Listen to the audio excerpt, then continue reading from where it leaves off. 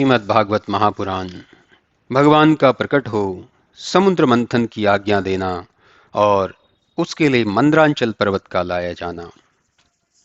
श्री सुखदेव जी कहते हैं, हे परीक्षित, जब ब्रह्मा इत्यादि ने इस प्रकार भगवान की स्तुति की, तब उनके हृदय की बात को ठीक रूप से समझकर भगवान ने मेघ के समान गंभीर वाणी में कहा, हे ब्राह्मण, हे शिव आदि देवतागण, आप सब लोग मेरे वाक्य को सावधान होकर सुने।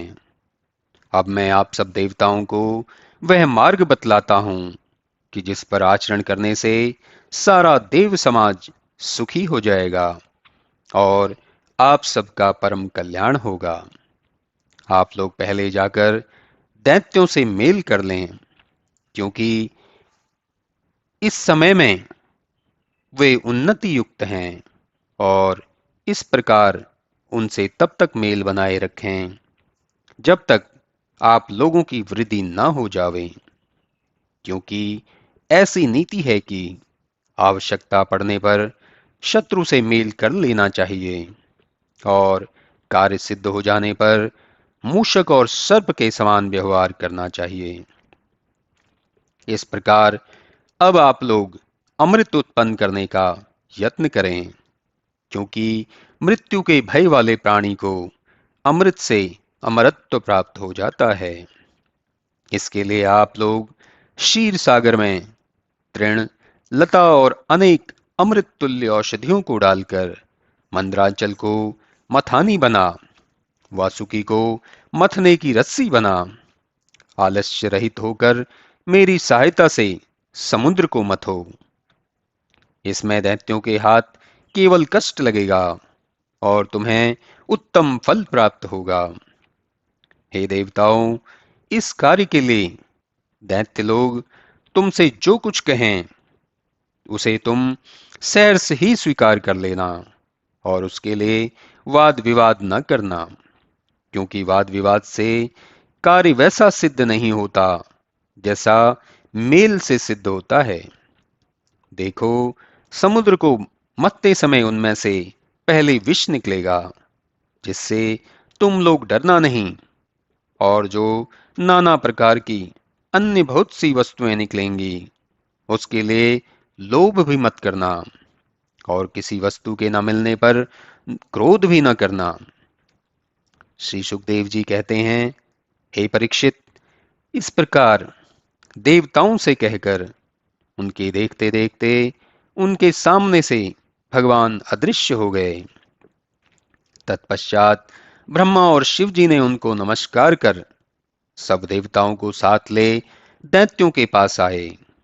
उधर जब दैत्य सेनापतियों ने देवताओं को आते देखा तो वे उनसे युद्ध करने के लिए उद्धत हो गए। उस समय दैत्यों के राजा परम यशस्वी बलि थे। वे अपने राजकीय नियमों के अनुसार संधि और युद्ध के अवसरों का ज्ञान रखते थे। अतः उन्होंने अपने सेनापतियों को देवताओं के साथ युद्ध करने से रोक दिया। तब दैत्यों को शांत देख सब देवता बलि के पास जाकर जो कुछ विष्णु भगवान ने सिखाया था उनसे कहा। यह बात बलि को अच्छी लगी।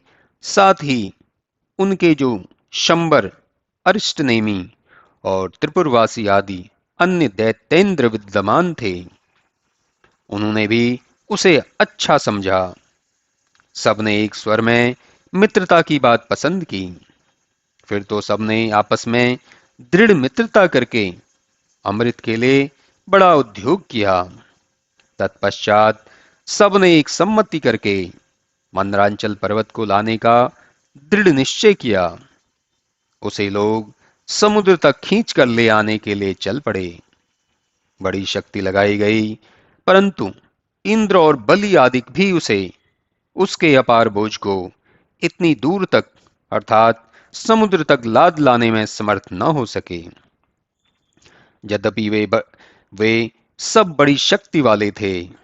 उनकी लंबी लंबी भुजाएं परिध के समान बड़ी ही मजबूत थी और वे सब सिंहनाद करते हुए आ रहे थे, परंतु उस मंदर के भार ने उनका साहस हद कर दिया और वे उसे मार्ग में ही छोड़कर चले आए। बात भी ऐसे ही थी। वह सोने का पर्वत बहुत गरुआ था। इससे उसके गिरने पर उसके बोझ से बहुत से देवता और दैत्य चकनाचूर हो गए। किसी की भुजाएं टूट गई, किसी का जंघा टूट गया और किसी का कंधा टूट गया। जब गरुड़ की सवारी वाले भगवान ने देखा कि देवता और दैत्य इस प्रकार से हताश हो गए हैं, तब उन्होंने प्रकट होकर उन सब मरे हुए को जीवित कर दिया और वे सब घाव और पीड़ा रहित हो गए। फिर तो भगवान ने उस पर्वत को क्रीड़ा पूर्वक एक हाथ से उठा गरुड़ पर रख लिया और अपने ही सवार होकर देवताओं और दैत्यों को साथ लिए क्षीर समुद्र के तट पर जा पहुंचे।